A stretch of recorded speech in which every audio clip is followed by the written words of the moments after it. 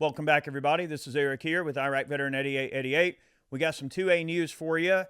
This comes out of the ATF here. Of course, they're wanting to ban non-lethal training ammunition for civilian use. We are going to dive into this particular subject. I hope you're all having a great day.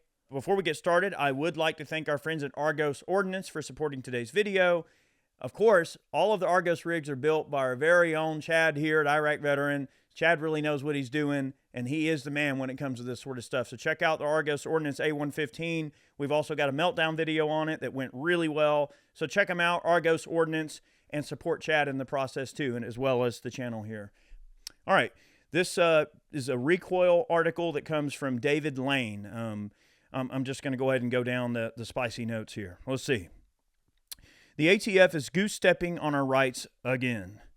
All right, so Aaron Cohen of Sage Dynamics published a memo from UTM detailing how the BATF has ordered UTM to stop selling their non-lethal training ammo to anyone other than law enforcement and the military. Recoil has confirmed this directly with UTM. And of course, you'll be seeing the letter here on the screen that they issued. I'm not going to read through the letter, but you can read it for yourself, and we'll leave it up for a decent amount of time so you can read through it. How and why the ATF feels they have this authority to decide law-abiding civilians can't have non-lethal training ammo arbitrarily is a mystery to us at this time. UTM's non-lethal training ammo is imported from the UK and thus might be subject to sporting use importation laws. Likewise, simunitions are imported from Canada and might get the same order from the ATF if they haven't already. We spoke with simunitions, but they declined to comment. Why should you care? We know force-on-force training isn't something most of us do every weekend. The fact is, most of us never do it in our lives. That said, it is extremely useful training that should be available to every legal gun owner. This is another example of the ATF using its made-up power to invent de facto laws and regulations to suppress Americans' right to bear arms. Training and access to ammunition are central to our Second Amendment rights. Beyond that, this ban is simply an absurd federal overstep since non-lethal training ammunition is non-lethal. No one is being protected by this ban. No one is being saved. This is purely about the ATF and the executive branch as a whole furthering their crusade of civilian disarmament. Of course, the story is still developing, and we'll have updates as we learn more. And that comes from Recoil, our friends at Recoil. And I'll just add, my 2 cents as well is if you give them an inch, they're going to take a mile. All right. First, it's simunitions. First, it's UTMs. First, it is non-lethal training ammunition. Then it is, oh, well, since no one pushed back on that, now we'll just ban all the ammo that we want, right? What good is a toy without batteries?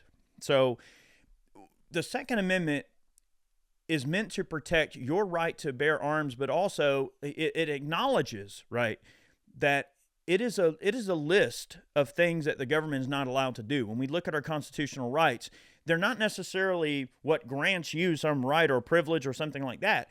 Those things are enshrined in our Constitution because, or in our Bill of Rights, it's enshrined in that way because it's a clear list of instructions that gives the government, hey, this is a list of things you can't do to us. This is not some permission that's given to us. This is to let them know what they can't do to us, that they cannot infringe on our right to bear arms.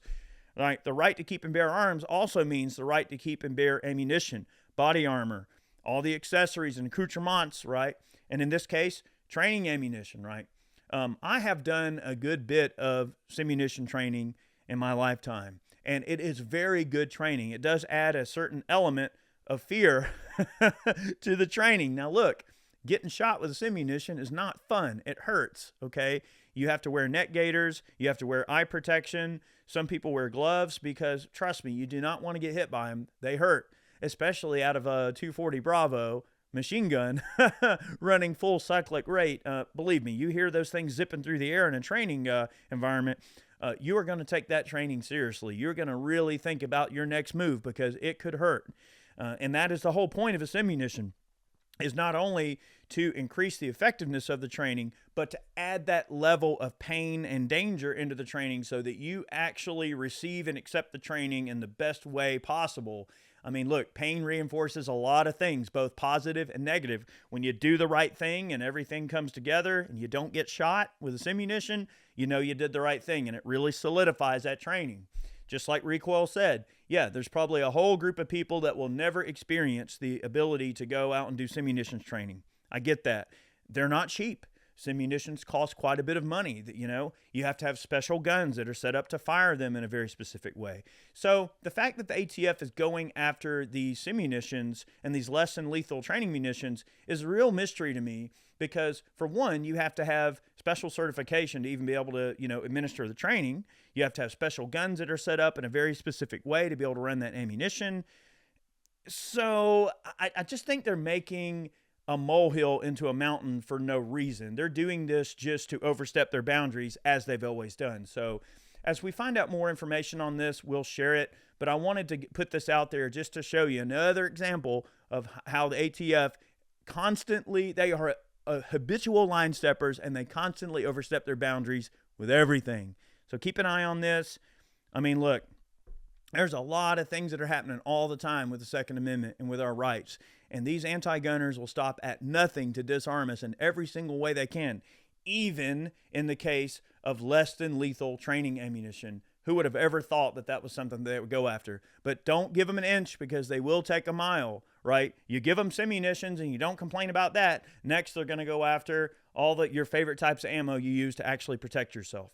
So anyway, I hope everyone is having a great week. I do apologize at the lack of 2A updates. We've been very busy. We just had our annual range day recently, so it's been kind of crazy getting all of that taken care of. But we have a lot of content on the way, many, many more things we're going to be discussing. So I appreciate everyone's patience. We have a lot of content on the way. So thank you so much for tuning in today. This has been your 2A update for the day. Many more on the way. We'll see you soon.